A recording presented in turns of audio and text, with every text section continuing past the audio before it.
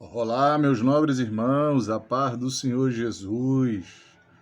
Queridos, ontem nós fizemos uma live tratando um pouco sobre um dos maiores eventos que irá acontecer, diferente de todos os eventos, de todas as épocas, período da história humana.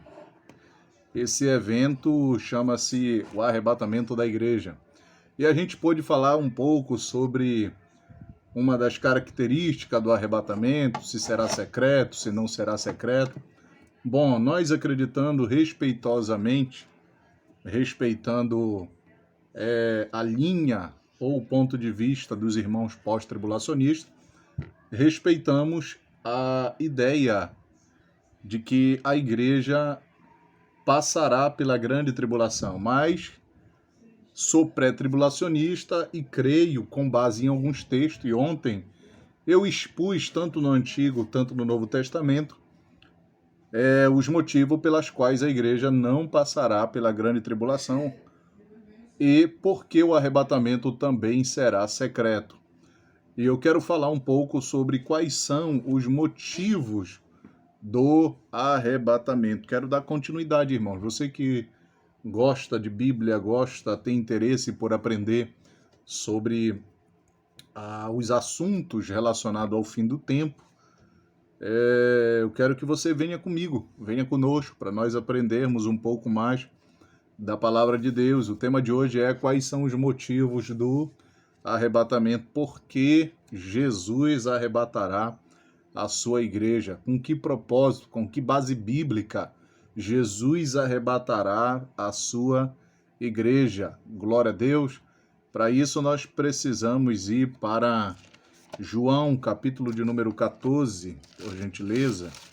João, capítulo de número 14, versículo de número 2, que diz assim: na casa do meu pai há muitas moradas.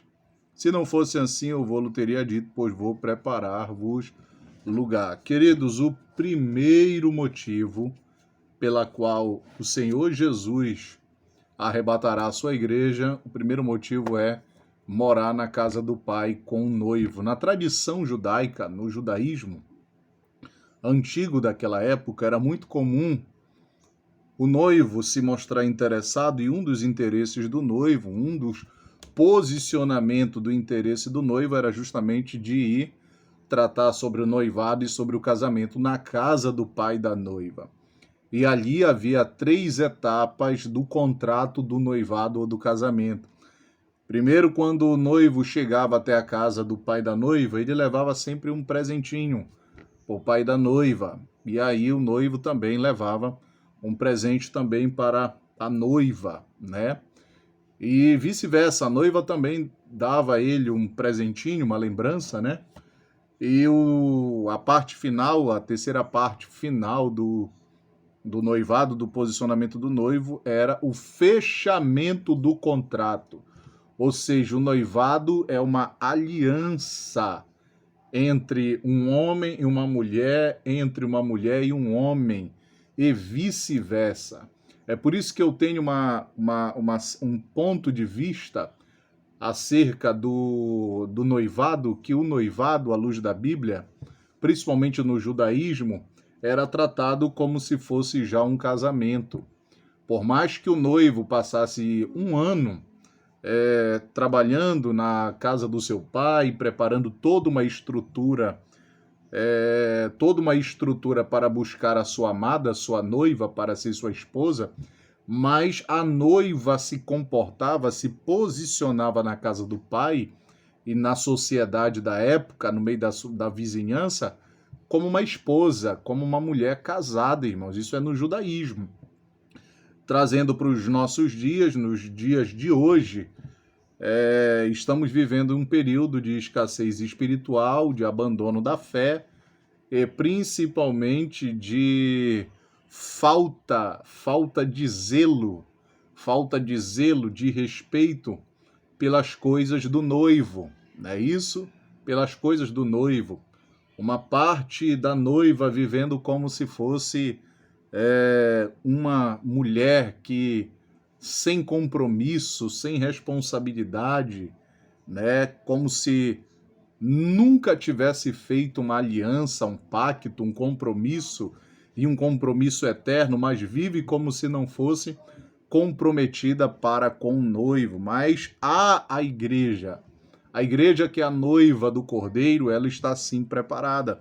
Então, em João 14, versículo de número 2, Jesus está usando justamente como um exemplo o casamento da sua época para trazer uma ilustração, o entendimento espiritual de como se dará o arrebatamento da igreja, como se dará o encontro da sua amada, da sua noiva, ao encontro do seu noivo nas mansões celestiais, nas muitas moradas, querido, que é o céu. Então, um dos primeiros motivos pelas quais a igreja será arrebatada é justamente para morar na casa do Pai com o noivo. E a segunda particularidade, eu quero que você preste muita atenção acerca disso daí, que a segunda particularidade é para nos livrar da grande tribulação. Queridos, eu não sei você, mas eu particularmente não quero ficar de fora do arrebatamento, irmãos. Eu acredito que nenhum crente deseja ficar no arrebatamento da igreja. Tem uns que, infelizmente, não têm tanto conhecimento acerca do nível de horror que será a grande tribulação e que diga que quer ficar na grande tribulação para pregar para aqueles que ficarão de fora do arrebatamento. Isso aí é uma ideia um pouco que perigosa, irmão. Ficar fora do arrebatamento é mesmo do que assinar uma sentença de morte, tá bom? Apocalipse capítulo 3, versículo de número 10, a segunda particularidade pela qual nos mostra os motivos do arrebatamento para nos livrar da grande tribulação. Diz assim: como guardastes a palavra da minha paciência, também eu te guardarei da hora da tentação que há de vir sobre todo mundo para tentar os que habitam na terra. Olha só, assim como guardaste a palavra da minha paciência, eu também te guardarei da tentação que há de vir sobre todo mundo para tentar os que habitam na terra, para provar, experimentar aqueles que habitam na terra. Queridos, foi fala do próprio Senhor Jesus à igreja de Sardes, à igreja de Filadélfia, dizendo que se guardarmos a palavra da sua paciência, seus ensinamentos, se formos fiéis à palavra de Deus, incorporando-a no nosso dia a dia, nós seremos livrados de um dos maiores eventos catastróficos, de um dos maiores horrores, que segundo o próprio Senhor Jesus, em Mateus capítulo de número 24, diz que nunca houve e nunca haverá tal aflição já registrada na história humana. Os nossos irmãos pós-tribulacionistas, eles defendem a ideia de que nós passaremos pela grande tribulação porque nós não somos melhores do que os apóstolos, do que a igreja primitiva, do que os mártires que derramaram seu sangue para que a Bíblia chegasse até o meu poder, até as minhas mãos, até as suas mãos. Mas, querido, não é um pouco equivocado comparar a tribulação, as aflições que a igreja do primeiro século, do segundo, até os dias atuais de hoje, comparar tais aflições e tribulações que a igreja está passando hoje em outros continentes, em países extremamente fechados, tentar comparar com aquilo que Jesus disse em Mateus 24, que ele disse que nunca houve tal tribulação, tal aflição na história, como também nunca haverá. Será que é diminuir aquilo que Jesus disse que será superior a qualquer tipo de aflição e tormento e tribulação que os mártires da igreja primitiva passaram? É lógico que não, irmãos. Respeitosamente, a gente entende que aqueles homens foram cabra-macho. Homens e mulheres doaram a sua vida, foram comidos por feras, por leões no Coliseu, foram empalados, foram martirizados, tiveram suas cabeças decepadas, tiveram os piores métodos de tortura na tentativa de negarem a sua fé em Cristo, mas sustentaram a sua fé até o final, perseveraram até o fim. Como disse o próprio Senhor Jesus à igreja de Esmirna, que ele diz: ser fiel até a morte, dar-te-ei a coroa da vida. Muitos dos mártires merecem o nosso respeito. E esses que nos precederam são dignos de terem a sua fé imitada pela igreja nos dias de hoje. Mas nós não podemos esquecer que a grande tribulação é superior às tribulações que a igreja primitiva já passou. Precisamos entender que a grande tribulação, ela não é para a igreja, ela é justamente para experimentar, como diz Apocalipse capítulo de número 3, versículo 10, para experimentar todos os que habitam na terra. Agora eu quero abrir Bíblia com você em Lucas capítulo de número 21 e quero mostrar para você para quem é a grande tribulação. Queridos, a grande tribulação não é para a igreja. Olha o que diz em Lucas 21, versículo de número 23. Olha o que diz. Lucas 21, 23. Olha para quem é a grande tribulação. Mas ai das grávidas e das que criam naqueles dias, porque haverá grande aflição na terra, grande tribulação na terra. Olha só. E ira sobre este povo. Calma, vamos ler com calma, olha só. Porque haverá grande aflição na terra. Quem são os moradores da terra? Gentios. Nesse versículo 23, a igreja não está mais na terra, queridos.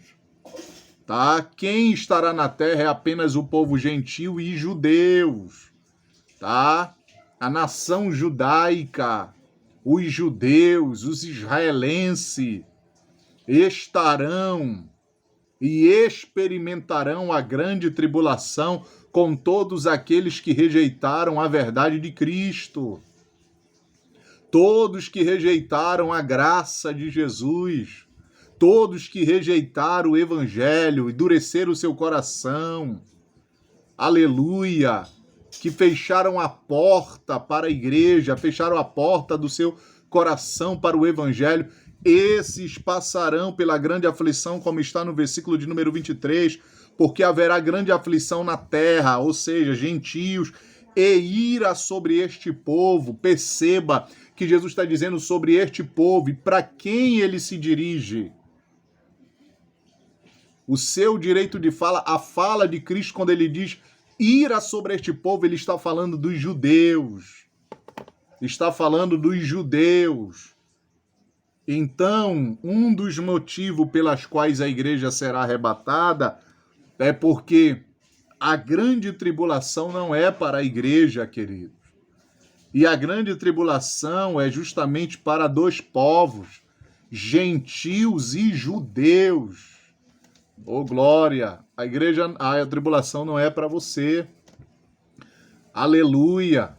Não temas.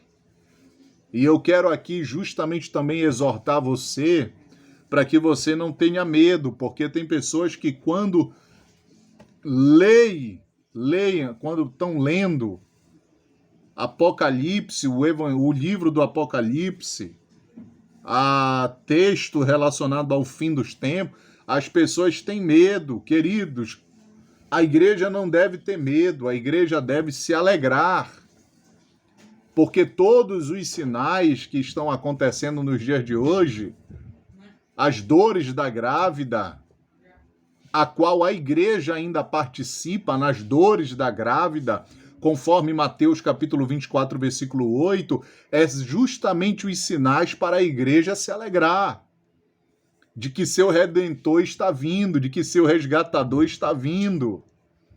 Boaz resgatou Ruth, Boaz é símbolo do noivo que voltará para buscar a noiva, para resgatar sua noiva. Ô glória! Eliezer, o mordomo de Abraão, que foi no intuito de buscar Rebeca para seu filho Isaque, representa justamente o Espírito Santo que levará a Rebeca, figuradamente sendo a igreja, até os braços de Isaque, figuradamente representando o Cristo. Oh, glória! Então isso é motivo para você dar glória, é motivo para você se alegrar, é motivo para você se manter firme na sua fé. É motivo para você ler a Bíblia, para orar, ter uma vida consagrada e esperar, aleluia, a bendita esperança do arrebatamento, de que a igreja não passará pela grande tribulação. Ô glória, como está registrado em Apocalipse 3:10. Olha o que diz lá em 1 Tessalonicenses, como a igreja não é para para a tribulação e a tribulação não é para a igreja. 1 Tessalonicenses, capítulo de número 5. Aleluia, versículo de número 9. Leia lá comigo lá, 1 Tessalonicenses, capítulo de número 5, versículo 9. Porque Deus não nos destinou para a ira, mas para a aquisição da salvação por nosso Senhor Jesus Cristo. A igreja será salva por Deus através do Senhor Jesus Cristo. Paulo está dizendo que nós não fomos predestinados para a ira. E que ira é essa, pastor? Tribulação, angústia, dores, taças sendo derramadas sobre a terra, os selos sendo abertos. Aleluia! Escassez de água, escassez de fome. Oh glória! Homens desejando a morte, sendo atormentado, afligido, sua estrutura afligido durante 5 meses a ponto de desejarem a morte, mas a Bíblia diz que a morte fugirá dos homens. Isto não é para a igreja. A igreja não foi destinada para a ira. A igreja está destinada, com base em João 14, versículos de número 2 e 3, para morar nas mansões celestiais, para morar com o noivo. Aleluia! Olha o que diz em 2 Pedro. 2 Pedro, capítulo de número 5. 2 Pedro 2, perdão, versículo de número 5, olha o que diz. 2 Pedro, capítulo 2, versículo de número 5. E não perdoou o mundo antigo, mas guardou a Noé. Olha só. Noé figura a igreja. Pregoeiro da justiça com mais 7 pessoas, ao trazer o dilúvio sobre o mundo dos ímpios. Noé aqui, pela pregação aqui, pelo ensinamento de Pedro, era pregoeiro da justiça. Anunciou o dilúvio, anunciou o juízo coletivo sobre a terra. Mas eu entendo que no versículo de número 5, que antes de Deus sancionar, enviar sua ira sobre o mundo antigo, ele livra primeiro aqueles que o temem. Ele sabe livrar da ira o seu povo. Versículo de número 6, e condenou a subversão às cidades de Sodoma e Gomorra, fala sobre a destruição daquelas 2 cidades, reduzindo a cinza e pondo-as para exemplo aos que vivessem impiamente. A destruição de Sodoma e Gomorra é justamente uma mensagem que Deus transmitiu para as gerações futuras, de que a terra está entesourada para o fogo, será destruída, será afligida. E porque Deus arrebatará a sua igreja? Porque a terra está contaminada, conforme Isaías 24, versículo 5. Os homens não respeitam as alianças eternas, não respeitam as leis, a terra está contaminada pelo sangue. Um dos motivos pelas quais a igreja será arrebatada. E um dos motivos pelas quais Deus vai sancionar seu juízo coletivo sobre toda a terra. Aleluia! Estão entendendo, querido? Agora eu quero falar aqui de forma rápida sobre os aspectos da grande tribulação. Quero falar aqui sobre os aspectos da grande tribulação. O primeiro aspecto da grande tribulação é que a tribulação será de impacto global. Isso mesmo, anote aí no seu caderno. A grande tribulação, um dos primeiros aspectos será de impacto global.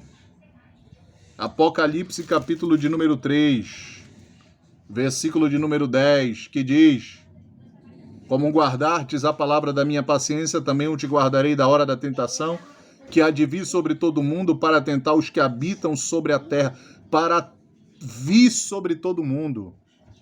A grande tribulação será de aspecto global, atingirá continente, cidade, países. Todos os 4 pontos da terra será atingido pela ira de Deus, pela grande tribulação. Então não adianta o homem poderoso confiar na sua prata, no seu ouro, na sua reputação. Não adianta se esconder, porque a ira de Deus atingirá tudo e a todos nessa terra. Sofonias capítulo 1, versículo 14 em diante, diz que até o homem poderoso clamará. Príncipes da terra, poderosos da terra, presidentes da terra, pessoas da nobreza, clamarão no dia da grande tribulação. Em Apocalipse vai dizer que os poderosos gritarão: monte caiam sobre nós e nos esconda da ira do Cordeiro. Oh, glória, olha só.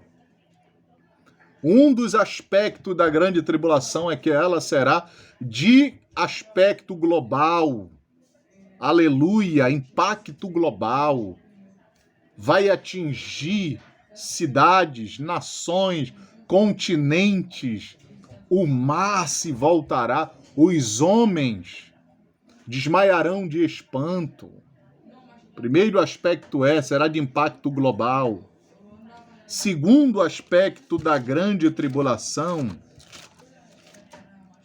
será que nunca houve tal tribulação na história humana.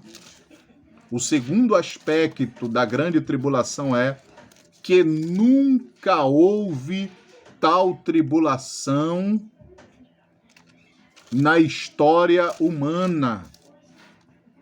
Olha que Jesus disse em Mateus 24, 21, porque haverá então grande aflição, como nunca houve desde o princípio do mundo até agora, nem tampouco haverá mais. Queridos, veio a pandemia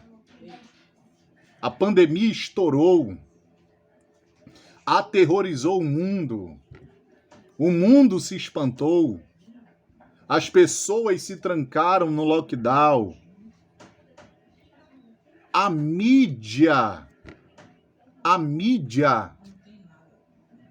mostrando dia após dia, minuto após minuto, hora após hora, o impacto que a Covid teve no ano de 2020. Foi algo assustador. Mas não só a Covid, mas eventos que já precederam a Covid há muitos anos atrás, terremoto, pestilência, guerras, eventos que pararam uma parte do mundo. Mas o segundo aspecto da grande tribulação é que nunca houve e nunca haverá tais tribulações na história, como já houve na história humana. A grande tribulação é superior. Terceiro aspecto: os horrores serão tão monstruosos que Jesus diz. Olha o aspecto da grande tribulação. O terceiro: os horrores serão tão monstruosos que Jesus disse em Mateus 24, 22, se aqueles dias não fossem abreviados, nenhuma carne se salvaria. Olha só, queridos. Veja só isso. Olha a intensidade dos horrores na grande tribulação após o arrebatamento da igreja. Jesus disse que se aqueles dias não fossem abreviados, nenhuma carne se salvaria. Tem gente que diz, se eu não for agora, eu vou na repescagem. Tem gente que diz, se eu não for agora, eu vou... Se eu não for no primeiro ônibus, eu vou no segundo ônibus. Tem gente que diz, se eu não cheguei no terminal, se eu cheguei atrasado, mas o segundo ônibus eu não perco. Tem gente talvez que pense da seguinte forma, vão na frente que logo em seguida eu vou atrás. Vou acompanhando. Queridos, que isso, irmão? Em um outro vídeo, eu vou fazer um outro vídeo aqui, tratando um pouco se haverá salvação na grande tribulação. Queridos, haverá sim, à luz da Bíblia, salvação na grande tribulação. Só que na grande tribulação, as pessoas que serão salvas, em primeiro lugar, elas vão passar pela grande tribulação, serão perseguidas pelo anticristo.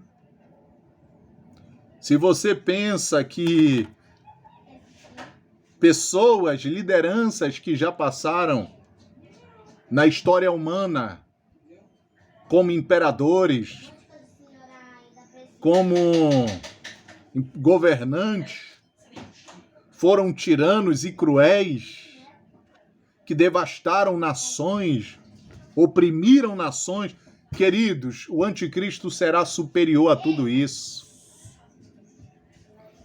Você só comerá, você só venderá, só beberá, só vestirá, só terá condições financeiras, estruturadamente falando, se você tiver alguma marca no corpo. Isso é um outro assunto.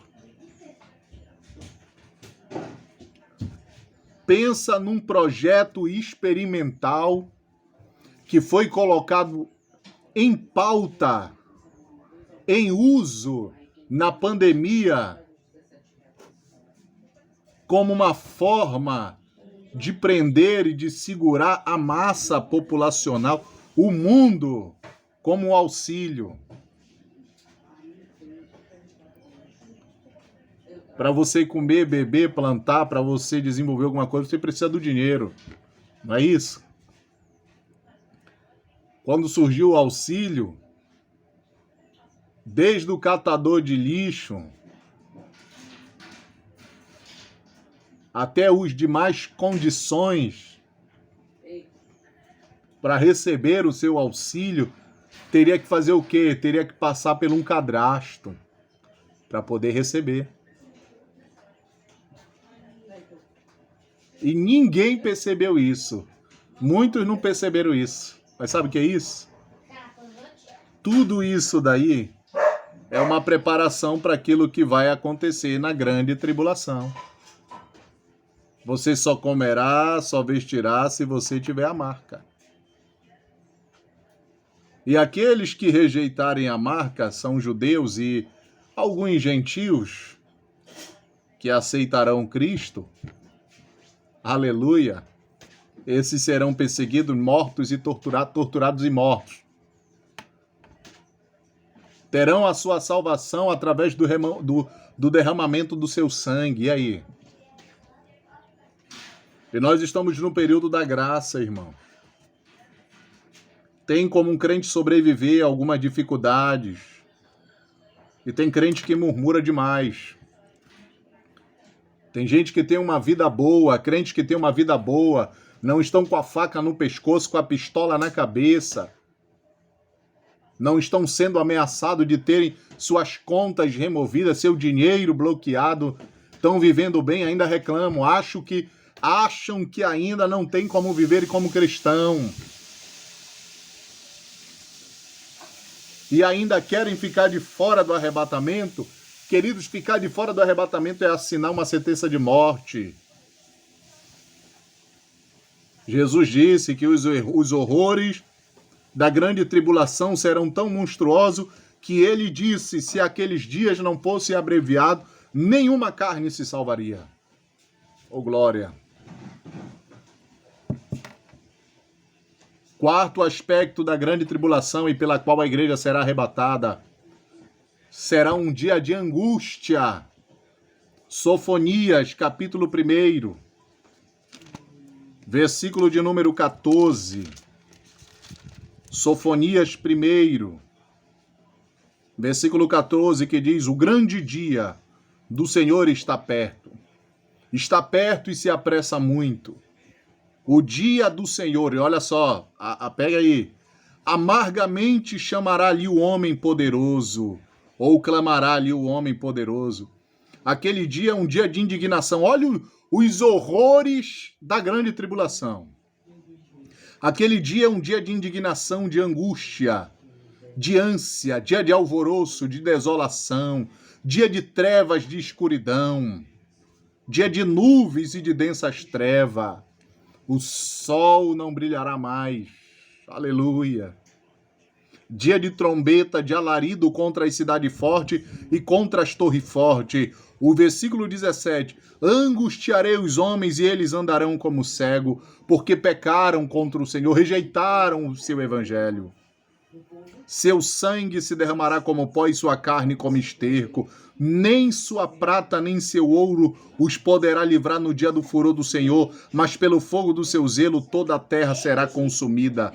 Porque certamente fará de todos os moradores da terra uma destruição total e apressada. Você que confia no seu dinheiro, que está entesourando dinheiro, não confia em Deus, mas confia no teu dinheiro, ficar fora do arrebatamento da igreja, nem tua prata e nem teu ouro poderá te livrar. Nada pode livrar, aleluia, aqueles que por mais que tenham uma condição material e que pode trazer segurança e certo conforto, isto não será suficiente no grande dia do Senhor, porque será dia de angústia. Aleluia! Esses são um dos motivos pelas quais a igreja será arrebatada, queridos. Oh, glória! E eu quero finalizar por aqui esse ensinamento. Que você possa ler a Bíblia, se congregar. Você que está afastado, volte para Jesus. Você que aceitou Jesus, mas não tem uma igreja, procure uma igreja, por mais longe que seja da sua casa, mas que essa igreja seja próximo da Bíblia. Vocês estão entendendo? Tenha uma mentoria, tenha um pastor, leia a Bíblia, ore, tenha uma vida consagrada, seja obediente, vigie, estejam com as lamparinas acesas para você subir no arrebatamento. Aleluia! Queridos, e desde já eu quero agradecer e louvar por essa oportunidade que Deus está nos dando de pregar um pouco mais do seu evangelho e falar principalmente das coisas relacionadas ao fim dos tempos. E você que abrilhanta o nosso canal, que Deus abençoe sua vida, sua família, que você possa sempre ser abençoado por Deus, ser agraciado por Deus. Aqui quem vos fala é o pastor Rafael Nunes, diretamente de Belém do Pará. Que Deus abençoe. Comente sobre o assunto, deixe seu like, vai estar nos ajudando muito, muito mesmo, a alcançar mais vidas nesses últimos dias. Que Deus abençoe, em nome do Senhor Jesus.